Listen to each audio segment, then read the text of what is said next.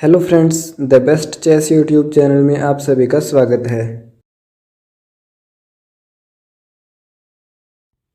आज के इस वीडियो में मैं आपको बताऊंगा चेस के टॉप 10 बेसिक प्रिंसिपल्स के बारे में, जिन्हें फॉलो करके आप अपने चेस गेम को काफ़ी हद तक इम्प्रूव कर सकते हैं। तो आइए शुरू करते हैं।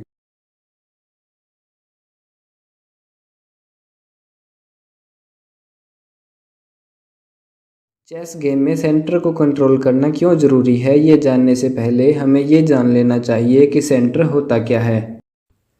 असल में चेस बोर्ड के बिल्कुल सेंटर में मौजूद 4 स्क्वेयर्स यानी D4, D5, E4 और E5 को सेंटर कहते हैं। चेस गेम्स में सेंटर को कंट्रोल करने के दो फायदे होते हैं। पहला ये कि अगर हमारा कोई पीस बोर्ड के सेंटर में हो तो उसे बड़ी आसानी से बोर्ड के किसी भी साइड ले जाया जा सकता है, लेकिन अगर हमारा कोई पीस बोर्ड के एज पर हो तो उसे बोर्ड के दूसरी साइड ले जाने में दिक्कत आती है। जैसे कि इस कंडीशन में वाइट के E5 वाले नाइट को, जो कि बोर्ड के सेंटर में है, उसे बड़ी आसानी से बोर्ड के किसी भी साइड ले जाया जा सकता है, लेकिन ब्लैक के H5 वाले नाइट को बोर्ड के किसी भी साइड आसानी से नहीं ले जाया जा सकता, क्योंकि वो बोर्ड के एज पर है। चेस गेम्स में सेंटर को कंट्रोल करने का दूसरा फ़ायदा ये है कि अगर हमारा कोई पीस बोर्ड के सेंटर में हो तो वो बोर्ड के एज या कॉर्नर के कंपैरिजन में ज़्यादा एक्टिव और ज़्यादा पावरफुल होता है। जैसा कि इस कंडीशन में आप देख सकते हैं कि ब्लैक का A8 वाला नाइट सिर्फ 2 स्क्वेयर्स को कंट्रोल कर रहा है और ब्लैक का H5 वाला नाइट सिर्फ 4 स्क्वेयर्स को कंट्रोल कर रहा है, जबकि वाइट का E5 वाला नाइट, जो कि बोर्ड के सेंटर में है, इस समय 8 स्क्वेयर्स को कंट्रोल कर रहा है। यानी वाइट का सेंटर नाइट ब्लैक के दोनों नाइट से ज़्यादा पावरफुल है। अगर हम अपने नाइट्स और बिशप्स के साथ साथ अपने पॉन से भी बोर्ड के सेंटर को कंट्रोल करें तो इसका तीसरा एडिशनल फ़ायदा हमें ये मिलता है कि सेंटर में मौजूद हमारे पॉन्स न सिर्फ हमारे पीसेस को सेंटर में सपोर्ट करते हैं, बल्कि हमारे ओपोनेंट के पीसेस को भी सेंटर में आने से रोकते हैं। इसलिए हमें अपने पॉन से भी बोर्ड के सेंटर को कंट्रोल करना चाहिए। जब हम चेस गेम शुरू करते हैं तो हमें अपने छोटे पीसेस जैसे कि नाइट्स और बिशप्स को अपने बड़े पीसेस जैसे कि क्वीन और रुक से पहले बाहर निकालना चाहिए, क्योंकि अगर हम अपने बड़े पीसेस को पहले डेवलप करें तो ये ना सिर्फ हमारे छोटे पीसेस के डेवलपमेंट में दिक्कत पैदा करते हैं, बल्कि हमारा ओपोनेंट इन्हें बार बार अटैक करके डेवलपमेंट में लीड भी ले सकता है। जैसा कि आप देख सकते हैं कि इस कंडीशन में अगर हम अपनी क्वीन को पहले बाहर निकालें, मान लीजिए हम अपनी क्वीन को E2 स्क्वायर पर चले, तो ये क्वीन हमारे बिशप के डेवलपमेंट में दिक्कत पैदा करती है। और अगर हम अपनी क्वीन को E2 स्क्वायर पर ना चल के अपनी क्वीन को F3 स्क्वायर पर चलते हैं तो ये हमारे नाइट को अपने फेवरेट स्क्वायर पर आने से रोकती है। और तो और अगर इस कंडीशन में हम अपनी क्वीन को G4 स्क्वायर पर लेकर जाएं तो ब्लैक इसे बार बार अटैक करके डेवलपमेंट में लीड भी ले सकता है। जैसे कि इस कंडीशन में ब्लैक अपने डी पॉन को मूव करके अपने बिशप से हमारी क्वीन को अटैक करेगा। अगर हम अपनी क्वीन को सेव करने के लिए H5 स्क्वायर पर लेकर जाते हैं तो ब्लैक अपने नाइट को F6 स्क्वायर पर लाकर अपने नाइट से हमारी क्वीन को फिर से अटैक करेगा। अब मान लीजिए हम अपनी क्वीन को सेव करने के लिए फिर से D1 स्क्वायर पर ले जाते हैं तो ब्लैक इस कंडीशन में अपने बिशप को E6 स्क्वायर पर लाएगा। अब जैसा कि आप देख सकते हैं कि ब्लैक अपने 2 पीसेस को डेवलप कर चुका है, जबकि हमने अपने एक भी पीस को डेवलप नहीं किया है। यानी ब्लैक ने डेवलपमेंट में लीड ले ली है, और डेवलपमेंट में लीड लेने का मतलब ये है कि ब्लैक अब हमारे किंग को अटैक करने के लिए बिल्कुल तैयार है, जो कि हम नहीं चाहते। और तो और ब्लैक इस कंडीशन में अपने नाइट से हमारे E4 वाले पॉन को भी कैप्चर कर सकता है। इसलिए हमें गेम की स्टार्टिंग में अपने माइनर पीसेस को पहले बाहर निकालना चाहिए। हमारे तीसरे बेसिक प्रिंसिपल के अकॉर्डिंग हमें अपने बिशप्स को लॉन्गेस्ट ओपन डायगोनल पे और अपने रुक्स को ओपन फाइल्स पे रखना चाहिए, क्योंकि ऐसी कंडीशन में हमारे बिशप्स और रुक ज़्यादा एक्टिव और पावरफुल होते हैं। जैसे कि अगर इस कंडीशन में हम अपने बिशप को D3 स्क्वायर पर चलें तो ये यहाँ पर किसी भी काम का नहीं है, क्योंकि इस कंडीशन में ये अपनी ही टीम के पॉन से घिरा हुआ है और एक ही स्क्वायर को कंट्रोल कर रहा है, इसलिए हमें अपने बिशप को D3 स्क्वायर पर चलने की बजाय G4 स्क्वायर पर चलना चाहिए, क्योंकि यहाँ से हमारा ये बिशप ज़्यादा से ज़्यादा स्क्वायर्स को कंट्रोल कर रहा है। और ठीक इसी तरह हमें अपने रुक को भी A1 स्क्वायर पर रखने की बजाय B1 स्क्वायर पर रखना चाहिए, क्योंकि यहाँ से हमारा रुक पूरी B फाइल को कंट्रोल कर रहा है।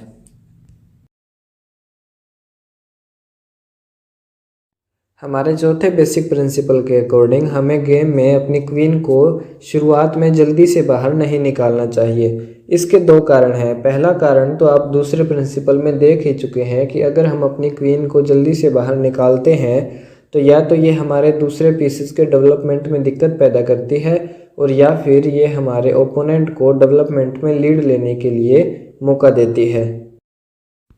और इसका दूसरा कारण ये है कि अगर हम अपनी क्वीन को जल्दी से गेम में बाहर निकालते हैं तो हमारी क्वीन के ट्रैप होने की संभावनाएं बनी रहती हैं।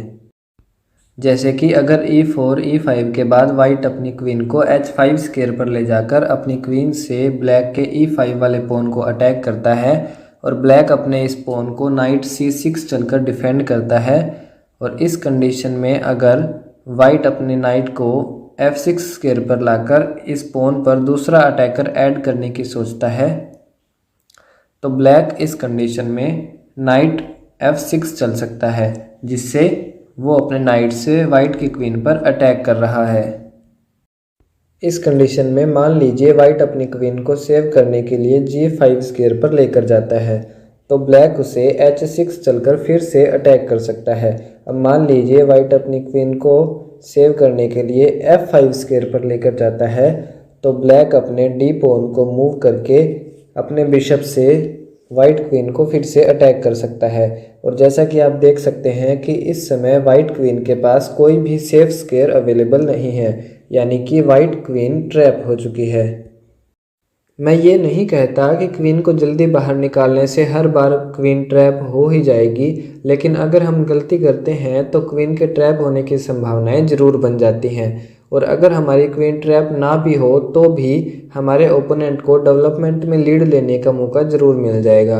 और जैसा कि आप जानते ही हैं कि अपने ओपोनेंट को डेवलपमेंट में लीड लेने का मौका हमें नहीं देना चाहिए, इसलिए क्वीन को जल्दी बाहर निकालना हमारे लिए गलत मूव होगी। पांचवें बेसिक प्रिंसिपल के अकॉर्डिंग हमें गेम की स्टार्टिंग में अपने किसी भी पीस को बार बार मूव नहीं करना चाहिए, क्योंकि अगर हम अपने एक ही पीस को बार बार मूव करते रहेंगे तो हमारे ओपोनेंट को डेवलपमेंट में लीड मिल जाएगी और वो हमारे किंग पर अटैक करने के लिए पूरी तरह तैयार हो जाएगा। और क्योंकि हम अपने किसी भी पीस को डेवलप नहीं कर रहे होंगे, इसलिए हम उसे अच्छी तरह से डिफेंड भी नहीं कर पाएंगे।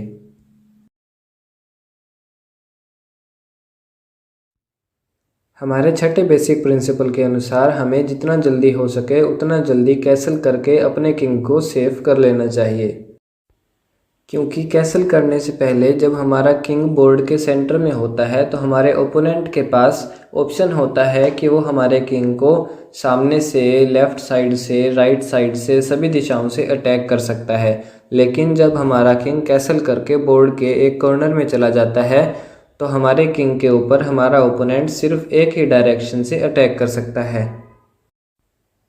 और तो और जब हमारा किंग कैसल कर चुका होता है तो उसके सामने के तीनों स्क्वायर्स में 3 पॉन्स प्रेजेंट रहते हैं, जो ओपोनेंट के पीसेस से हमारे किंग को प्रोटेक्ट करते हैं।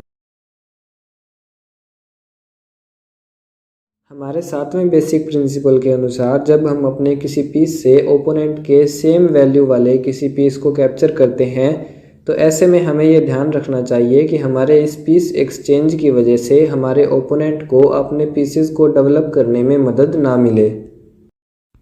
जैसे कि इस कंडीशन में हमें अपने बिशप से ब्लैक के F6 वाले नाइट को कैप्चर नहीं करना चाहिए, क्योंकि अगर हम ऐसा करते हैं तो बदले में ब्लैक अपने D7 वाले नाइट से हमारे बिशप को रिकैप्चर करेगा, जिससे ना सिर्फ ब्लैक का D7 वाला नाइट और ज़्यादा डेवलप हो जाएगा बल्कि उसके बिशप के लिए भी एक रास्ता खुल जाएगा, जिससे ब्लैक को अपने बिशप को डेवलप करने में मदद मिलेगी। हमारे आठवें बेसिक प्रिंसिपल के अनुसार जब भी मौका मिले हमें अपने ओपोनेंट पर डबल अटैक करना चाहिए। डबल अटैक का मतलब है एक ही मूव में अपने ओपोनेंट के दो पीसेस को अटैक करना।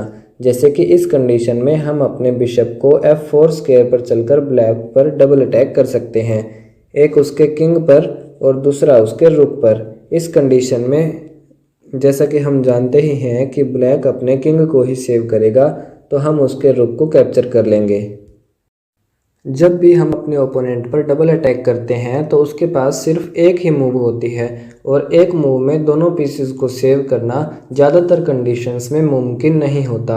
इसलिए डबल अटैक लगभग हर कंडीशन में कारगर होता है और इसीलिए हमें हमेशा इस बात का ध्यान रखना चाहिए और जब भी मौका मिले हमें अपने ओपोनेंट पर डबल अटैक करना चाहिए।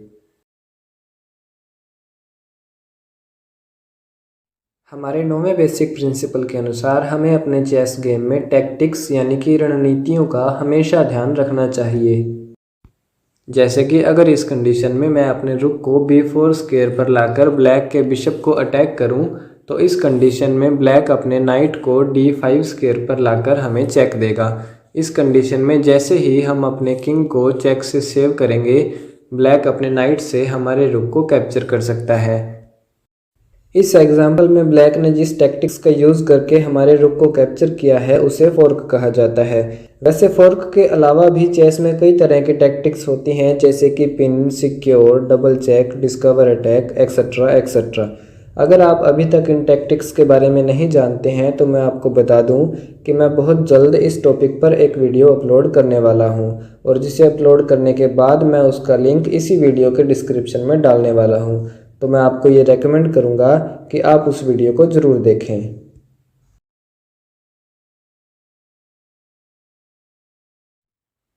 हमारे 10वें और सबसे इम्पोर्टेंट प्रिंसिपल के अनुसार हमें चेस गेम में हमेशा चेकमेट के लिए खेलना चाहिए। जैसे कि इस कंडीशन में हम अपने नाइट से ब्लैक के पॉन को भी कैप्चर कर सकते हैं, हम अपने रुक से ब्लैक के बिशप को भी कैप्चर कर सकते हैं, हम अपने पॉन से ब्लैक के नाइट को भी कैप्चर कर सकते हैं और हम अपने बिशप से ब्लैक के रुक को भी कैप्चर कर सकते हैं। लेकिन इनमें से कोई भी मूव इस कंडीशन में हमारे लिए बेस्ट मूव नहीं है। इस कंडीशन में हमारे लिए बेस्ट मूव है रुक टू E8, क्योंकि इस मूव से हम ब्लैक के किंग को चेकमेट कर रहे हैं और अगर हमने ब्लैक किंग को चेकमेट कर दिया, इसका मतलब है कि हमने ब्लैक की पूरी सेना को एक ही मूव में ख़त्म कर दिया। इसलिए जब भी आपके पास अपने ओपोनेंट के किंग को चेकमेट करने का मौका हो तो ऐसी कंडीशन में उसके किसी पीस को कैप्चर करने के बजाय उसे चेकमेट कर देना ही बेहतर होगा। तो फ्रेंड्स, आज के इस वीडियो में बस इतना ही। उम्मीद है आपको ये वीडियो पसंद आया होगा। अगले वीडियो में आप क्या देखना पसंद करेंगे कमेंट करके ज़रूर बताएं। मिलते हैं अगले वीडियो में, तब तक के लिए टेक केयर, बाय बाय।